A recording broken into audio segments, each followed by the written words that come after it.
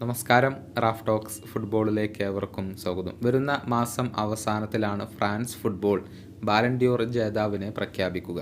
കൃത്യമായി പറഞ്ഞാൽ ഒക്ടോബർ 28 തിങ്കളാഴ്ച പാരീസിൽ വെച്ചുകൊണ്ടാണ് ഈ ഒരു സെറിമണി അരങ്ങേറുക. ആരായിരിക്കും ഇത്തവണത്തെ ബാലൻഡിയോർ പുരസ്കാര ജേതാവ് എന്നറിയാനുള്ള കാത്തിരിപ്പിലാണ് ഇപ്പോൾ ഫുട്ബോൾ ആരാധകരുള്ളത്. ബ്രസീലിയൻ സൂപ്പർ താരമായ വിനീഷ്യസ് ജൂനിയർക്കാണ് ഇപ്പോൾ ഏറ്റവും കൂടുതൽ സാധ്യതകൾ കൽപ്പിക്കപ്പെടുന്നത്. എന്നാൽ അദ്ദേഹത്തിന് കടുത്ത വെല്ലുവിളി ഉയർത്തിക്കൊണ്ട് റോഡ്രിയും ബെല്ലിംഗ്ഹാമും ഒക്കെ ഇപ്പോൾ സജീവമായി കൊണ്ട് തന്നെ രംഗത്തുണ്ട് എന്നുള്ളതാണ്. വിനീഷ്യസ് ജൂനിയർ ബാലൻഡിയോർ അർഹിക്കുന്നു എന്ന പ്രസ്താവനയുമായി ഒരുപാട് പേർ ഇപ്പോൾ രംഗത്ത് വന്നിട്ടുണ്ട്. ഏറ്റവും ഒടുവിൽ നെയ്മർ ജൂനിയർ രംഗത്ത് വന്നിരുന്നു. ഇപ്പോഴിതാ അർജന്റീൻ സൂപ്പർ താരമായിരുന്ന സെർജിയോ അഗ്യൂറോയും വിനിയെ പിന്തുണച്ചുകൊണ്ട് രംഗത്ത് വന്നിട്ടുണ്ട്.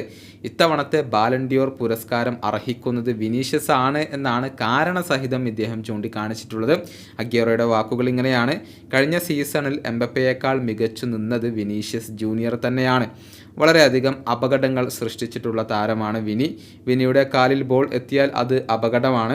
അത്തരത്തിലുള്ള ഒരു പ്രകടനമാണ് അദ്ദേഹം നടത്തിക്കൊണ്ടിരിക്കുന്നത്.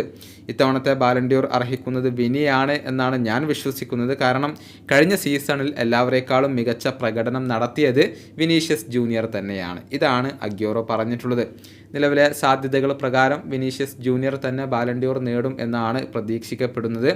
ഈ സീസണിലും മികച്ച പ്രകടനം പുറത്തെടുക്കാൻ അദ്ദേഹത്തിന് കഴിയുന്നുണ്ട്. കഴിഞ്ഞ സീസണിലെ വലിയ മത്സരങ്ങളിൽ, ബിഗ് മാച്ചുകളിൽ തിളങ്ങാൻ കഴിഞ്ഞു എന്നുള്ളത് തന്നെയാണ് വിനിയെ മറ്റുള്ള താരങ്ങളിൽ നിന്നും വേറിട്ട് നിർത്തുന്നത്. എന്നാൽ ബ്രസീൽ ദേശീയ ടീമിനോടൊപ്പം പ്രതീക്ഷിച്ച രൂപത്തിലുള്ള ഒരു പ്രകടനം പുറത്തെടുക്കാൻ അദ്ദേഹത്തിന് കഴിഞ്ഞിട്ടില്ല എന്നുള്ളത് മാത്രമാണ് ഏക നെഗറ്റീവ്. ഈ വീഡിയോയുടെ അവസാനിപ്പിക്കുന്നു. ഫുട്ബോൾ ലോകത്തെ കൂടുതൽ വിശേഷങ്ങളുമായി റാഫ് ടോക്സ് കൊണ്ടുമെത്താം.